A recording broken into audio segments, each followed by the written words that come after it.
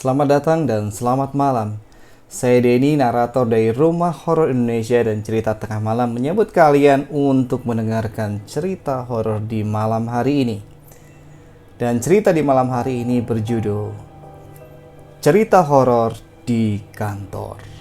Sebagai seorang rekrutmen di divisi HRD, selain harus melakukan pengenalan pertama, pulang cepat itu sangat mustahil. Apalagi jika permintaan pemenuhan karyawan sangat banyak. Maklum, perusahaan saya cabang dan anak perusahaannya ada di luar Pulau Jawa juga. Waktu berlalu dengan cepat dan tak terasa waktu sudah menunjukkan pukul 17.00. Saatnya untuk membubarkan diri dari kantor. Duluan ya bro, pamit teman-teman di ruangan yang telah pulang satu demi satu. Tapi karena ada beberapa pekerjaan senior saya yang harus saya bantu, nggak enak juga kalau pulang duluan. Jadi saya bantu sebentar. Saat sedang asyik berdua di kantor, sekitar jam 18, saya mendengar suara orang sedang menumpuk buku. Di kubikel ujung, ruangan saya bentuknya disekat-sekat per subdivisi, jadi biasa disebut kubikel. Karena saya yakin nggak ada orang lain selain kami di ruangan itu, maka dengan penasaran saya nanya ke senior, "Siapa ya itu?" Lembur juga. Tanpa menjawab apa-apa, senior saya langsung shutdown komputer dan mengajak saya pulang. Karena saya masih baru, mungkin dia takut saya shock di awal. Setelah keluar dari pintu ruangan menuju lift, kami melihat ada cowok masuk lebih dulu ke dalam lift. Karena lift di kantor saya sekali jalan, dari lantai 30 harus turun ke lantai 1 dulu baru naik lagi sampai lantai 30. Senior saya tidak mau menunggu lama sehingga ia langsung lari dan mencet tombol lift. Kami berpikir karena baru ada yang masuk pasti bisa langsung kebuka kalau belum turun liftnya. Kebetulan liftnya terbuka dan kami langsung masuk. Tapi anehnya di dalam lift itu hanya ada kami berdua. Kami pun saling bertanya, kemana cowok tadi yang masuk duluan? "Mungkin salah lihat kita," jawabku dengan pikiran positif. Kami pun membicarakan hal lain untuk mengalihkan pikiran. Tiba-tiba, display panel nomor 24 menyala dan pintu lift terbuka. Saya sih mikirnya mungkin ada orang yang mau masuk. Saya bergeser ke samping senior saya untuk memberikan ruang buat yang mau masuk. Tapi senior saya terlihat sedikit pucat. Belum sempat saya tanya ada apa dengan dia, pintu lift keburu kebuka. Bisa kamu bayangkan apa yang kami lihat saat pintu terbuka? Ternyata ada tukang sate lagi bakar sate. Kami melihat seorang wanita dengan baju warna putih lusuh dan wajah pucat.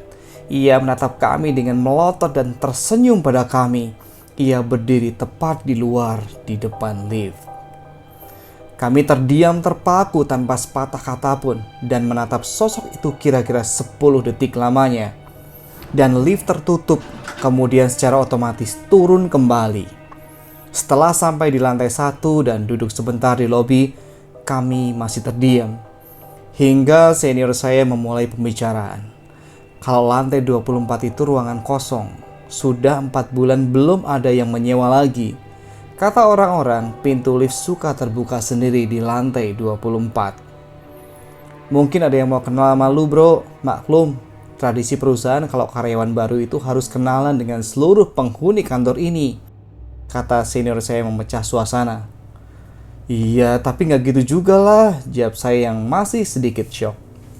Setelah sedikit tenang duduk di lobi, kami pun pamitan dan pulang ke rumah masing-masing. Saat di kosan, saya sempat teringat kejadian saat di lift. Tapi saya tetap berpikir positif aja dan coba menenangkan diri. Saya berpikir kalau makhluk seperti itu pasti ada di tempat manapun. Pagi pun datang menjelang, dan saya terbangun oleh jam waker untuk bersiap berangkat ke kantor. Setelah sampai di kantor, senior saya sudah datang duluan, dan ia meminta saya untuk bertanya pada salah satu manajer tentang job requirement. Sebelumnya, senior saya sudah ngecek, tapi manajernya belum datang. Dengan malu-malu, saya masuk ke sebuah ruangan yang sedikit redup. Belum datang semua karyawannya, jadi lampu belum dinyalain semua. Saya celingak-celinguk mencoba mencari manajer itu. Tiba-tiba saya ditanya oleh salah seorang di situ. "Cari siapa, Pak?" "Cari Pak Gatot," jawab saya. "Oh, Pak Gatot belum datang," jawab dia. Di ruangan itu saya melihat hanya ada 3 orang. 2 orang cowok dan salah satunya sedang ngobrol dengan saya. Dan 1 orang cewek memakai baju putih tapi menghadap tembok sambil menyisir rambutnya yang panjang, kira-kira 1 meter. Akhirnya saya kembali ke ruangan HRD dan bilang ke senior saya kalau Pak Gatot belum datang. Dan di ruangannya cuma ada 3 orang, yang satunya cewek. Senior saya langsung menatap saya dan bilang kalau staf Pak Gatot semuanya cowok. Saya pun terdiam sejenak dan coba berpikir positif. Mungkin ada karyawan cewek yang sedang mampir di ruangan itu. Siangnya, saya disuruh mengambil berkas ke lantai 26. Karena lift lama, maka saya putuskan untuk lewat tangga darurat. Karena dari lantai 28 ke lantai 26 tidak akan terlalu capek, pikir saya. Setelah ambil berkas, saya kembali dan mencoba lewat tangga darurat.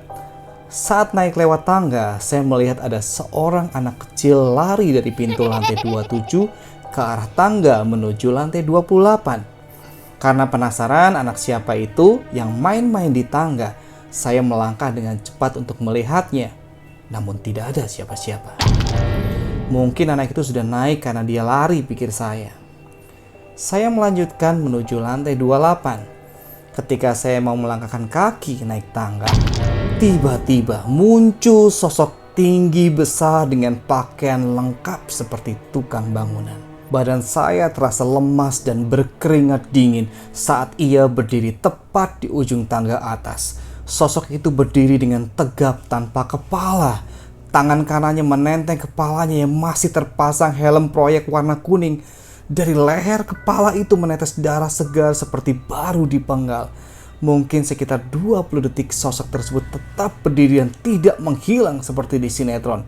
Saya memaksakan memutar badan untuk keluar dari pintu lantai 27. Setelah keluar dari pintu, saya langsung bertemu dengan Mas Edi, supervisor audit. Saya langsung ceritain semuanya. Dia tersenyum dan bilang, "Oh, udah kenalan toh? Tenang aja bro, dia nggak gigit kok." Saya cuma terdiam shock karena melihat dia cengengesan seperti telah biasa dengan hal seperti itu. Oke teman-teman, demikian cerita kita untuk malam hari ini. Terima kasih sudah mendengarkan sampai usai. Sampai ketemu di cerita berikutnya. Selamat malam dan selamat beristirahat.